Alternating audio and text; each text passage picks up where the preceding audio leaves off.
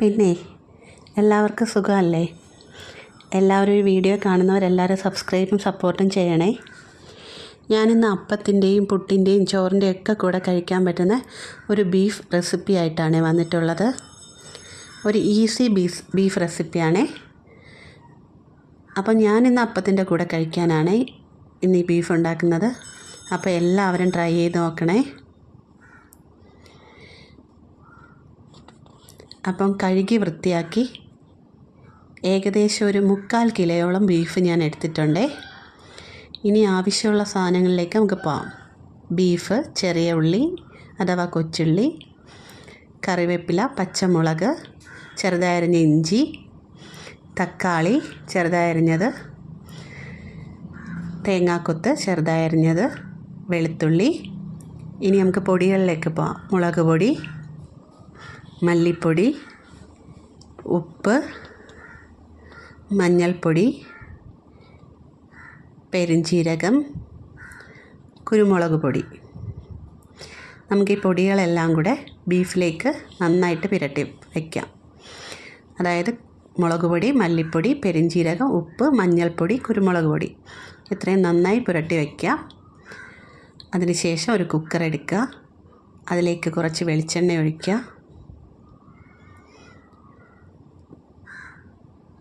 ചെറിയ ഉള്ളി ഇടുക. പച്ചമുളക് 2ആയി അരിഞ്ഞതിടുക. വെളുത്തുള്ളി ഇടുക. ചെറുതായി അരിഞ്ഞ ഇഞ്ചി ഇടുക. ചെറുതായി അരിഞ്ഞ തക്കാളി ഇടുക. കറിവേപ്പില. പിന്നെ നമ്മൾ പുരട്ടി വെച്ചേക്കുന്ന ചേരുവകളെല്ലാം കൂടെ ചേർത്ത് പുരട്ടി വെച്ചേക്കുന്ന ബീഫ് അതിലേക്ക് ഇടുക. കുക്കർ അടച്ച് നമുക്കിനി അത് പാകം ചെയ്യാൻ വയ്ക്കാം. ഏകദേശം ഒരു 4, 5, 6 വിസിൽ കേൾക്കുമ്പോഴത്തേക്ക് ഈ ഒരു കൺസിസ്റ്റൻസിയിൽ അത് വെന്ത് വരും. അതിനുശേഷം ഒരു പാൻ ചൂടാക്കുക. അതിലേക്ക് വെളിച്ചെണ്ണ ഒഴിക്കുക. അതിനുശേഷം കടുക് ഇടുക. അതിലേക്ക് വെളിച്ചെണ്ണ ചൂടാകുമ്പോൾ പിന്നെ വറ്റൽമുളക് ഇടുക. കറിവേപ്പില. പിന്നെ നമ്മൾ അരിഞ്ഞ് വെച്ചേക്കുന്ന തേങ്ങാക്കൊത്തതിലേക്കിട്ട് നന്നായിട്ട് വഴറ്റുക.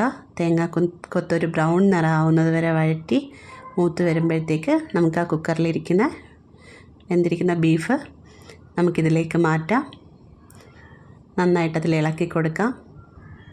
നന്നായിട്ട് ചൂടായി നന്നായി ഇളച്ച് വരുമ്പോഴത്തേക്ക് നമ്മുടെ ബീഫ് റെഡി ആയിട്ടുണ്ട്. അപ്പോൾ എല്ലാവരും ട്രൈ ചെയ്ത് നോക്കണം. ഏതാണ് റോസ്റ്റ് പരുവത്തിലേക്ക് വന്നിട്ടുണ്ട്. നമുക്ക് അപ്പത്തിലേക്ക് അത് സെർവ് ചെയ്ത് കൊടുക്കാം. പെട്ടെന്ന് തയ്യാറാക്കാൻ പറ്റുന്നൊരു ബീഫ് റെസിപ്പിയാണേ. അപ്പോൾ എല്ലാവരും വീട്ടിലത് ട്രൈ ചെയ്ത് നോക്കണം. അഭിപ്രായങ്ങൾ കമൻ്റായിട്ടിടണം. അപ്പോൾ എല്ലാവരും ചാനൽ സബ്സ്ക്രൈബ് ചെയ്യണം. Thank you.